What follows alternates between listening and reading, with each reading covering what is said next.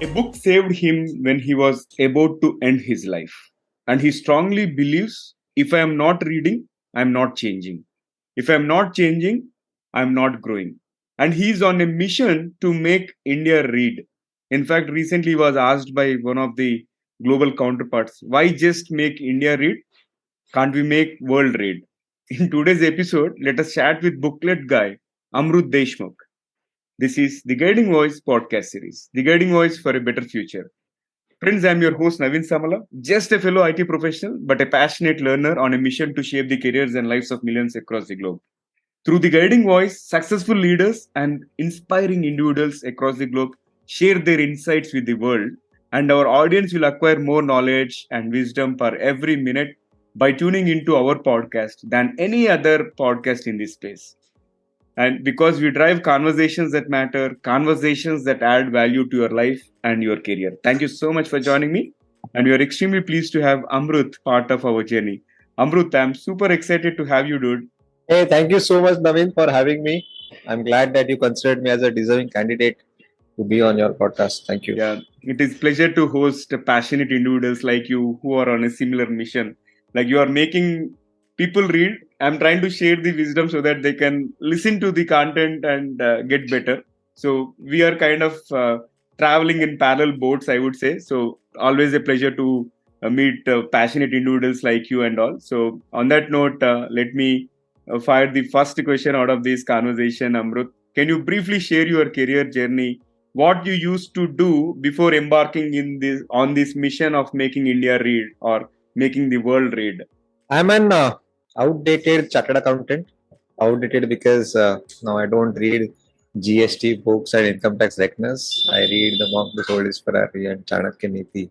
So as a CA, I got into stock market, became a fund manager, made a lot of money in stock market. And then I had three failed startups in a row, one failed relationship. I went into chronic depression. I had a huge bank balance, but I was about to end my life. And then this idea came to my mind about booklet, and so here I am with you.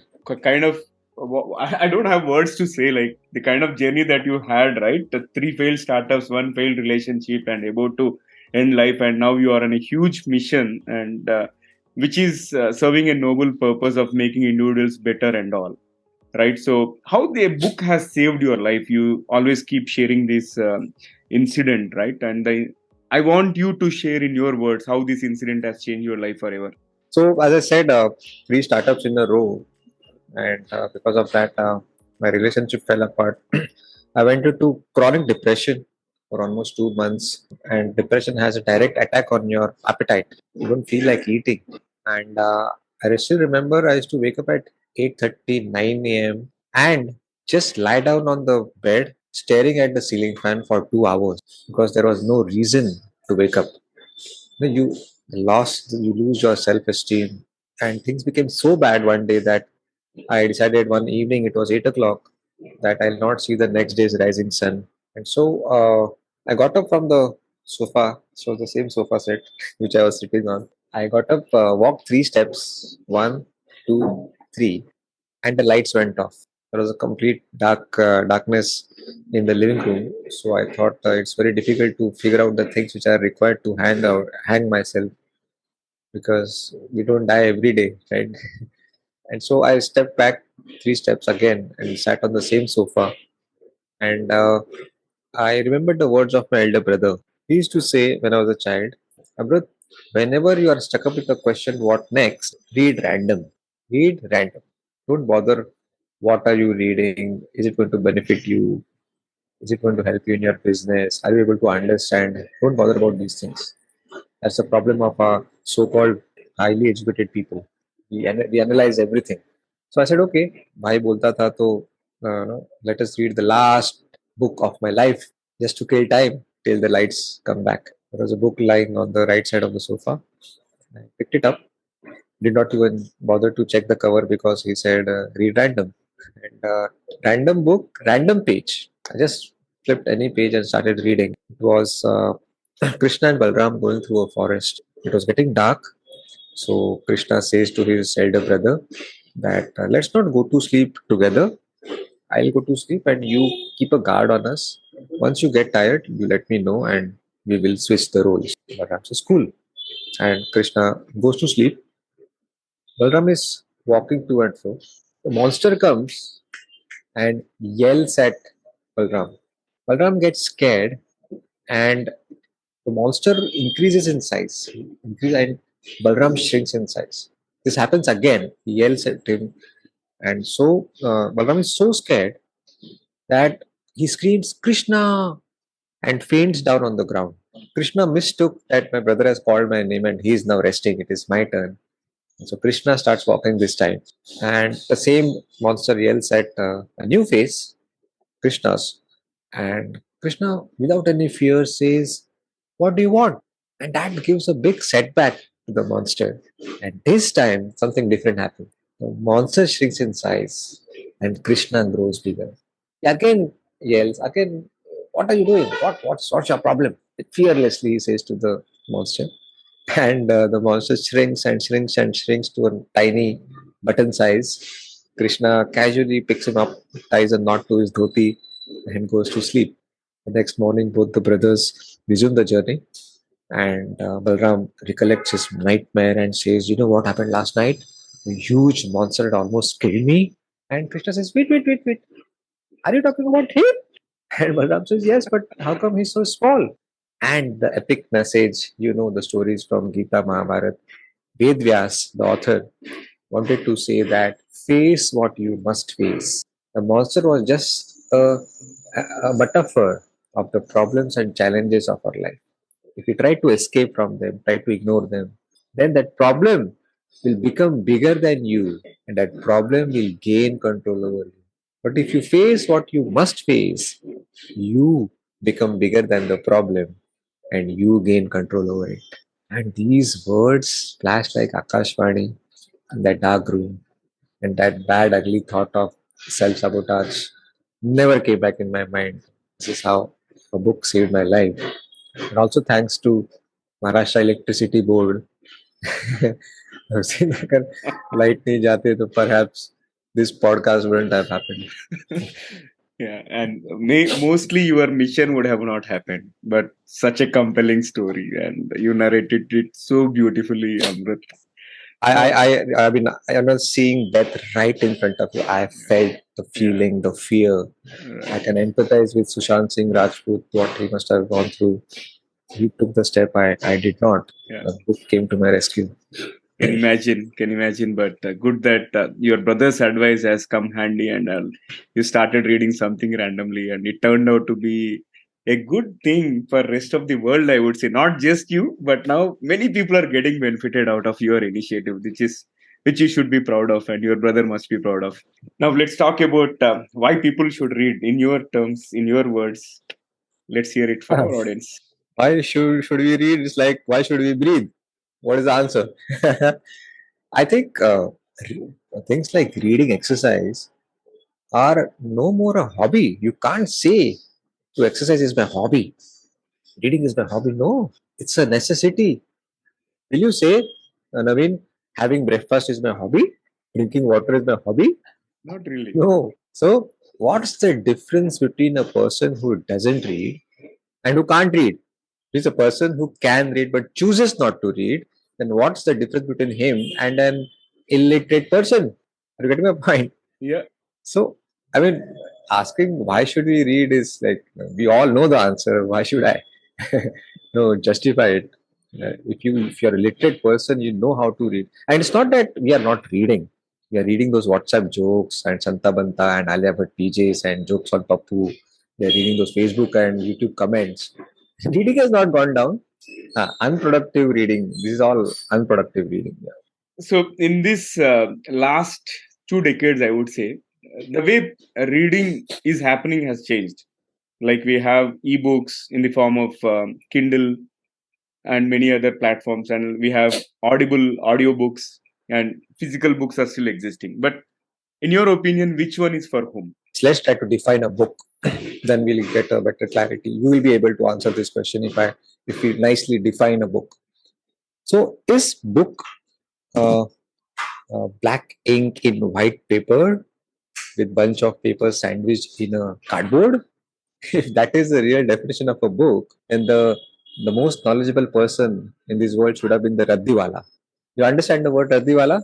Yeah, the scrap dealer who deals with in Okay. those used books, who sells on Right, right. Yeah. weight and kilo. For him, it is kg Right. and Yeah. not the content of the book. I mean, I find that guy. Yeah. I pity that guy. He's the most an unfortunate person in this world. He has no idea what treasure he's surrounded with. For him, it is just kgs and to be sold 10 rupees per kg. How unfortunate for him. So let's just try to define a book for you and me, people, educated people like you and me. A book is just a stupid medium to transfer the thoughts, ideas, experiences, experiments of these great authors into our minds. Yes or no? And how come a medium, this is just a medium, how come medium becomes more important than the message? How does it matter whether that message comes to me in the form of an audio, a podcast, a physical book in hand, an audio summary from booklet, a PDF, a EPUB, Kindle? Don't you think watching Steve Jobs interview on YouTube is as good as reading part of his biography? Yeah. He's not going to speak something else and write something else, at least not opposite. Now that people are listening to us, don't you think they are reading part of my future biography? Yeah. Don't you think I'll be mentioning my story of Krishna and Balram in my book? You have already read 3% of my book. You nailed it. Wonderful. So here comes my next one. Many people buy a lot of books, but end up reading a few of them or maybe none. Right? How to break the jinx? This is, I call them as, they're not book readers, they are book collectors. And see, a book on a bookshelf is dead. It is dead. It's the biggest insult of the author and the book. Once you read it, you should pass it on to your friend. So don't keep the book on the bookshelf. But that's not the answer to your question.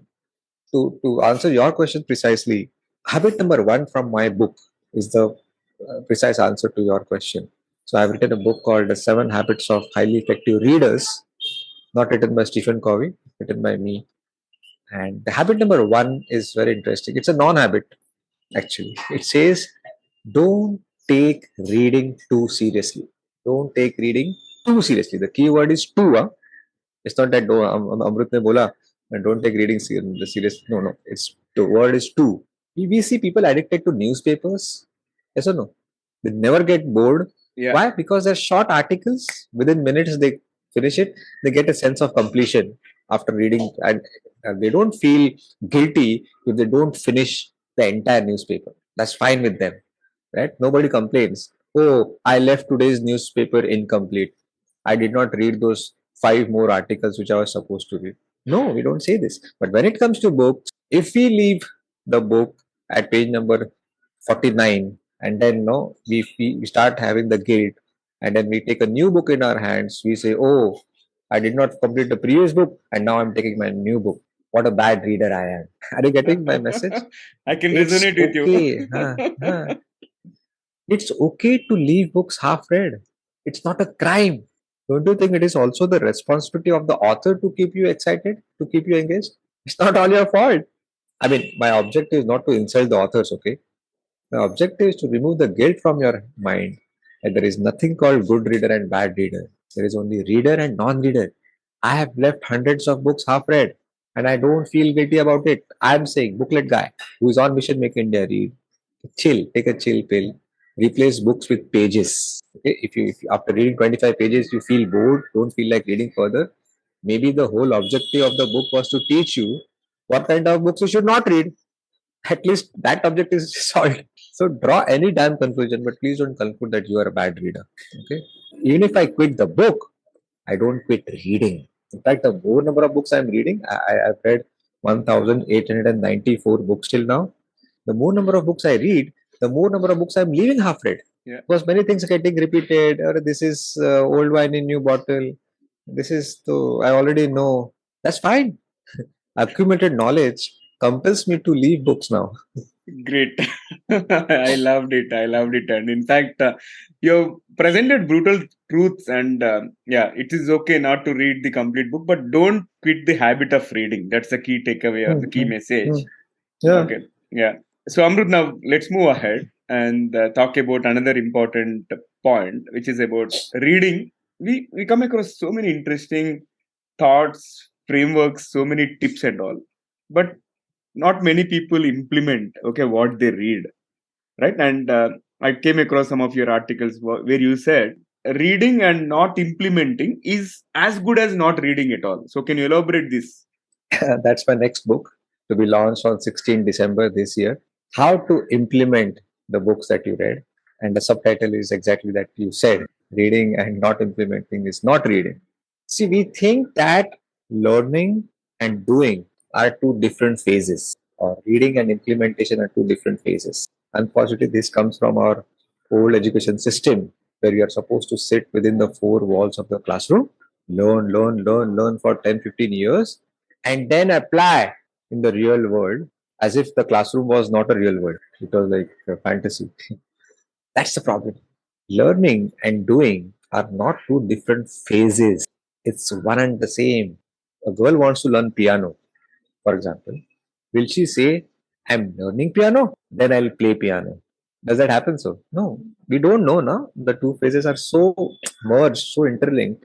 We don't know whether she's playing or learning. It happens simultaneously. But I was supposed to sit in the classroom to learn trigonometry by just sitting and listening to my boring teacher, and I understood nothing. The sine, cos, and theta was like I thought I had dyslexia for trigonometry and geometry.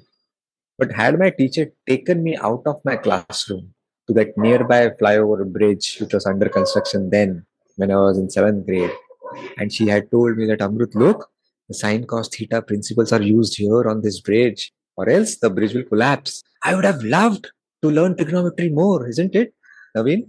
By doing the things on the bridge, every single sentence which was part of your syllabus in school days, in your college days, is being applied somewhere in some corner of the world. The law of relativity, E is equal to mc square, is used in your Google GPS maps. Not latitude, longitude. It's all about law of relativity. Then we have to find out that and go and do those things. That's all. There is nothing theoretical. I think some schools have started doing this, and that's everything I'm going to write. Different ways of implementation. No, invisible implementation. There are two ways of implementation. Not every idea is actionable. Not every idea is actionable. There are two types of implementation. One is the author tells you a clear actionable step. One, two, three. You have to take these steps, right? The second is mindset shifting ideas. You don't have to take any concrete physical action, but bring a change in your mindset. See, for example, I read a book called Quiet. I used to feel before I read the book, I used to find introverts as dumb people. ना? थोड़ा दिमाग ढीला होता है उनका. Sorry, I'm speaking in Hindi. The Mumbai guys have this bad habit of speaking in English. English is a new language of convenience in Mumbai. Right. And so introvert. I used to find these boys and girls who were very shy, not expressive, like dumb people with low IQ. And after I read this book, Quiet by Susan Cain, it's all about introvert people. I realized she said that the ability, the quality of an idea and the ability to express that idea are two completely different skills. It has nothing to do with each other. And I felt like a tight slap on my face that, yeah, it's so true. Just because they are not able to speak well, to put it on proper, to paraphrase them, the words, that doesn't mean they do not have great ideas in their mind. And my whole approach changed. Now, whenever I realize that the other person is finding it hard to open up, I'll encourage them to speak more. In the meetings, usually, if you see, Naveen, the flashy guys end up talking the most. If there is a 30-minute meeting, 25 minutes only they'll talk, and they become the showstopper, the most attractive person of the meeting. But now what I do is every person in the meeting will get 3 minutes to speak, not more, not less. Now I'm doing justice to all the ideas which are there. Whether you are not able to express or you are a great orator, doesn't matter. All the ideas come to me, and I'm at a great advantage. Now, was not an actionable step. It was about changing your approach towards introvert people. Yeah. Yeah, I could empathize with them now. Yeah. So these are the kind of implementations we have to do, and we'll have to wait for another 1.5 months Mhm. to get this book. Yeah. Yeah. So wish you all the very best. I'm sure it will be a Thank you. blockbuster. And when you mentioned about the school education, right, it reminded me of Three Idiots Rancho School. I think we need to get into more of those kind of schools which have practical based education and all. But I can relate to what you are saying and completely echo with you, because it has to change. Like learning while doing should become intrinsic. It's not like you learn now and do maybe after a decade or so. By the time you'll forget everything what you have learned. Great insights, Amrut. And you read over 1800 books so far. So I'm really curious, if you were to share three must read books for everyone, what would they be? I have three all-time favorite books, and they keep on changing every week. So, nevertheless, I have to answer a question. See, if you have been listening to me in last 10 minutes, I've barely spoken about Booklet app. I haven't even uttered the word booklet. So I'm talking about reading habit. I stand for the higher purpose of reading habit. That's my why. What's are not important. What is important is why. People come to you for why you do, not for what you do. That 80% of my success I owe to this guy called Simon Sinek. He's a TED Talk superstar from US, and he has written a wonderful book called Start with Why. Start with Why. No wonder why I started with my why with this podcast. So, second book I would highly recommend, Psychology of Money by Morgan Housel. I'm a chartered accountant. I had read more than 300 books only on finance, stock markets, investments. But after reading this book, Psychology of Money by Morgan Housel, I realized I hardly knew anything about money. The whole approach towards money changed. One line I would like to share from that book is, wealth is income not spent. Wealth is income not spent. If you see a guy walking out from a Ferrari, we see, wow, what a rich guy he is. Actually, he is rich and not wealthy, because when he bought that Ferrari for say 1 crore rupees, his wealth has gone down by 1 crore. And if he has bought it on EMI, then double liability. So wealth is income not spent. What a wonderful way of looking at wealth. There's a difference between richness and wealthy. What we see is just rich people, not wealthy people. Wealth is hidden in their portfolios, in their savings, in their real estate ownerships. Third book, I would say, Who Moved My Cheese by Spencer Johnson. A very tiny 60-pager book, a fictional work, but with amazing messages about change. Four mice lost in a maze in hunt of cheese, and wonderfully explained that how resistance to change is invitation to failure. And my motto of the foundation of this mission is based on my strong belief, which is, if I'm not reading, I'm not changing. And if I'm not changing, I am not growing. And because of this strong belief, I have a burning desire to cultivate the habit of reading amongst the youth of India, like Naveen, and hence I'm on mission Make India Read. So these are all I would say these will be the game changer if somebody were to embark on. And luckily, I have read two of them, Start with Why and also Who Moved Oh My wow, Cheese. And I'll be reading the jeez. second one as well. That's great set of recommendations, Amrut. And this conversation has been serious. We were talking about reading and implementing what we have learned, how to read, different kinds of reading and all. But let's add some spice to the episode. I'm going to get my audience a chance, give my audience a chance to know the other side of Amrut by kicking off a quick rapid fire round. Are you okay with that? Sure. All right. Okay. Excited. Yes. All right. So let's get started. What is the stupidest dare you have ever agreed to? Stupidest dare. We were playing a game that day, and I think I was asked to drink a glass of water in which my dog had licked, licked it from. So he had a water plant, and my friends asked me to drink that, and I did that. But I don't feel so bad because I love Yeah. my dog a Yeah. lot. Indeed, not any dog lovers feel bad. I also have Yeah. a dog, and yeah, I can relate to it. Moving to the next one. If you could afford any car, which one would you drive? I would never go beyond a normal 3 lakh 4 lakh rupees car like Maruti Wagoner, and that directly relates to my values.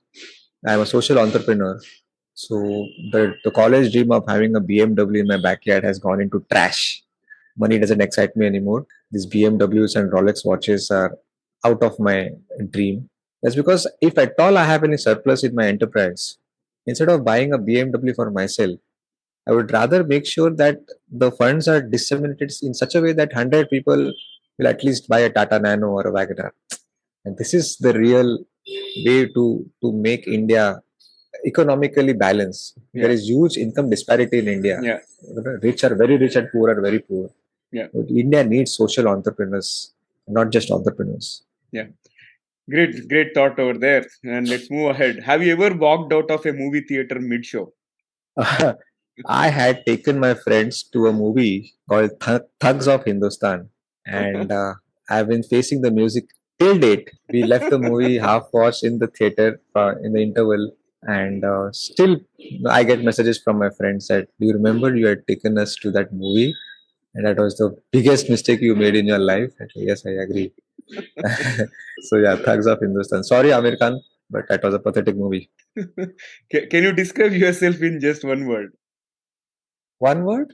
Yeah. Or can I take the liberty of two words? Yeah, go ahead. Uh, a book lover, a crazy book lover, but of its own kind, not like any other reader who doesn't want to keep the passion to himself.